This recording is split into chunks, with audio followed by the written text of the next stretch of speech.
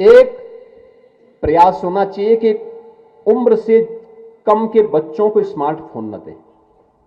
मैं खास तौर पर माताओं से कहूंगा, बहनों से कहूंगा, कतई न दें।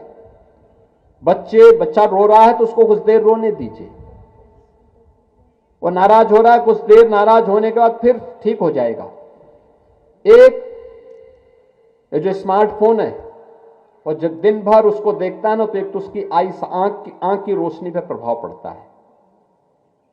दूसरा, जितना समय वह उस स्मार्टफोन पे खर्च कर रहा है, 4 घंटे, 5 घंटे, 6 घंटे, 8 घंटे, उतना समय वह अगर अपनी पाठ्य पुस्तकों और अच्छी पुस्तकों को देखें, उस पर लगाएं, योग करें, व्यायाम करें, कसरत करें, इस पर लगाएगा तो उसका जीवन सुंदर होगा, व्यवस्थित होगा, आगे बढ़ेगा। वो स्मार्टफोन उसका समय भी खराब कर रहा है, उसका श्रम भी खराब कर रहा है, उसकी आंखों को भी खराब कर रहा है, और उसकी सोचने की सामर्थ्य को भी, बुद्धि को भी कुंठित कर दे रहा है।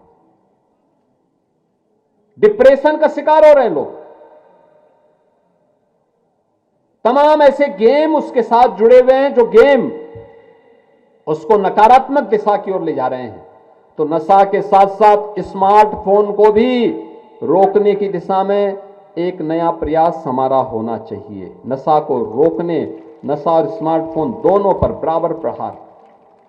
और जो हमारे युवा साथी हैं, उनको भी मैं कहूंगा, स्मार्टफोन का कम से कम इस्तेमाल जितना हो सके उतना ही करिए।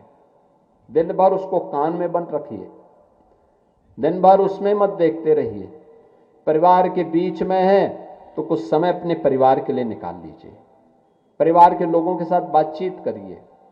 भोजन के समय, पूजा के समय एकदम बंद करके रख दीजिए, उसको आने दीजिए जिस जिसके फोन आ रहे होंगे।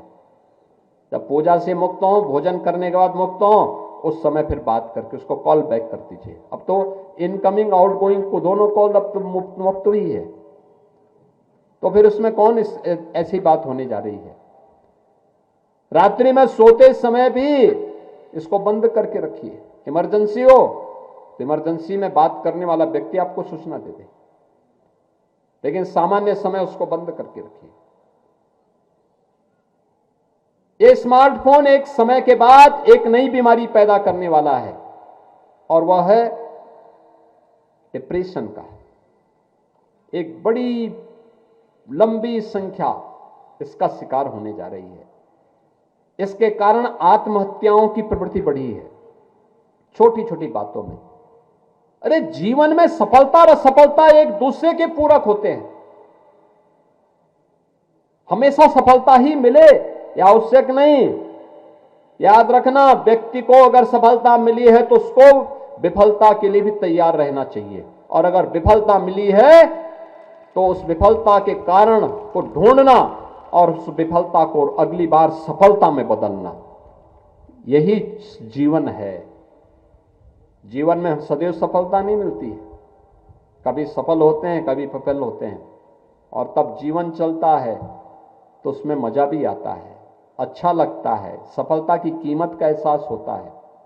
हमें भी उसी प्रकार से जीवन में विफलता कहीं दिखती है, घबराना नहीं है, कभी घबराना नहीं।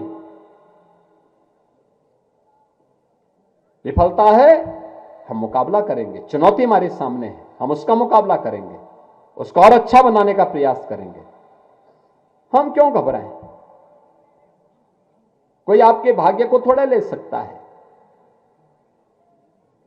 और जब तक ईश्वरीय कृपा नहीं होती न, तब तक कुछ भी नहीं मिलने वाला है। और अगर ईश्वरीय कृपा हो गई है तो कोई आपको रोक भी नहीं सकता है।